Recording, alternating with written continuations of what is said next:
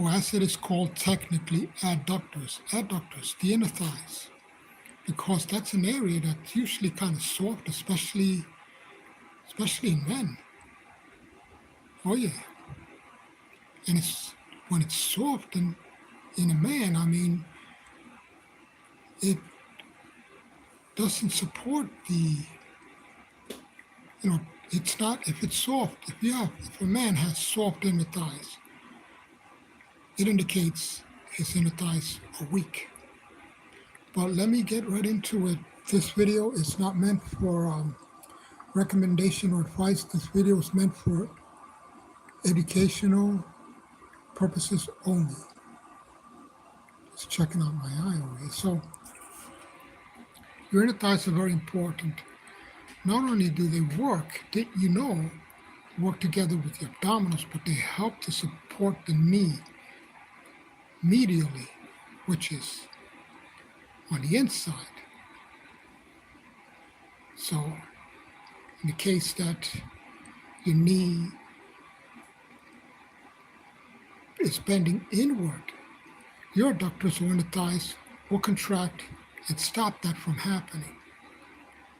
Other muscles are involved in the muscles in the shin, the tibialis, but the adductors play a very strong role in supporting that knee, inside of the knee.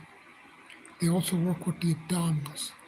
They also work when you're doing lunges, step-ups, squatting,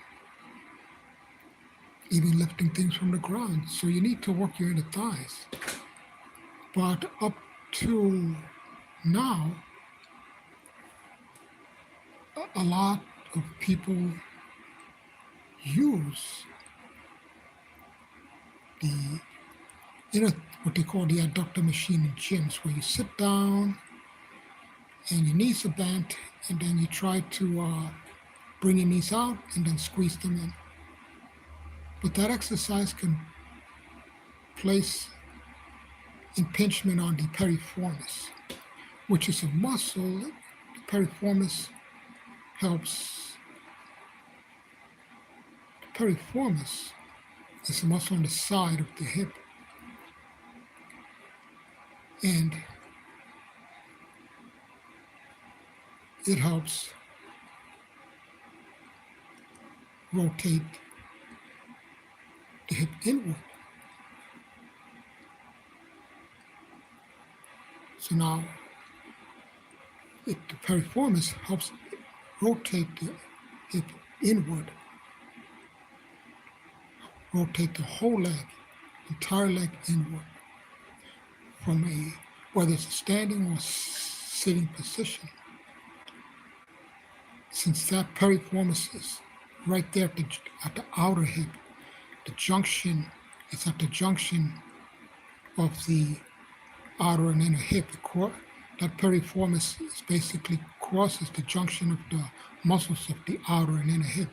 So when you do use that at sitting inner thigh machine, it can place strain on the piriformis muscle, which is on the side of your hip, and you'll know it because you'll have a lot of pain running down the side of your leg and even your back. Hey, how you doing? Metsubi. Nice to see you.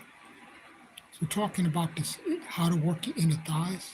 So a lot of people jump on this machine where you sit down. I don't know if you've seen it.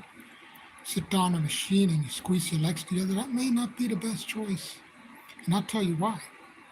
Because how many of us people walk around in a squatting position? I know I don't. I walk around with my legs almost straight, right?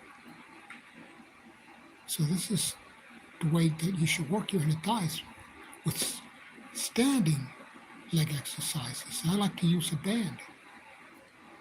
You can even use an exercise ball. Put it between your calves, thighs, squeeze when you're doing your squats. But I prefer a band because the band is much more safer, because the tissues of your hips, the joints of your hips, not the muscles of your hips, but the tissues like the ligaments, cartilages, tendons of your hips are delicate. The muscles in your hips are strong, but not the ligaments and the tendons, cartilages.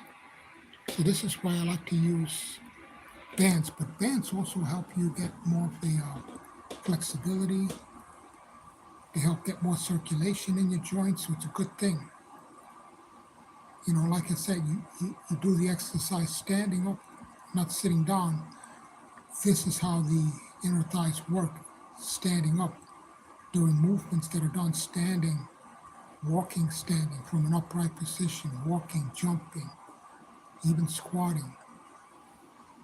So, you know, using a machine and sitting down is not the best choice. I feel not the best choice for those reasons that I just mentioned, that we perform most of our movements using the inner thighs standing, walking, jumping, running, stepping sideways, all from an upright position requires strong inner thigh muscles, adductors. Utilizing a band will help strengthen these muscles while adding circulation to the ligaments and tendons, cartilages. It also provides more feedback on proprioception so that you can have better balance. When you use bands, like say, in a standing position, you attach a band to the ankle and pull in. You're developing not only the inner thighs, but you're developing all the muscles that are required for your balance, your outer thighs. Also, namely, your abdominals contract strongly when you're performing any inner thigh exercise standing. You have to use your abdominals. In a sitting exercise just for inner thighs, your abdominals are neglected. Peace upon you, my friend. Yes, but not all bands, I want to tell you right now, not all bands are created equal.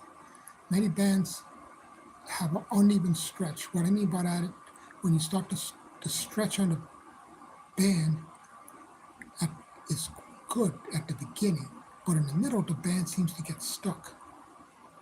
That shouldn't be. The band should have an even stretch from start, even gradual stretch from the start to the finish. The band resistance band should have an even gradual resistance from start to the finish. Start, middle, finish. Otherwise, one could get hurt utilizing a resistance band that suddenly has too much resistance in the middle of the movement. I'm not sure if I'm allowed to mention names, but there's some bands that are better than others, is what I'm saying. I looked to other athletes who utilize bands for their methods of training, and I looked to them to see what type of bands they use. But many people, don't know the differences between bands anyway. So one has to shop around and look around and, do their research on resistance bands, because they really help work the inner thighs. But that was my little short live on the value of working the inner thighs. What I want to add, anyone, it's not the summer. Let's say you go on vacation.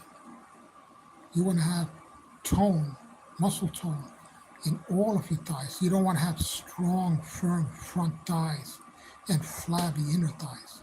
So I just want to leave you with that thought. You have a great day.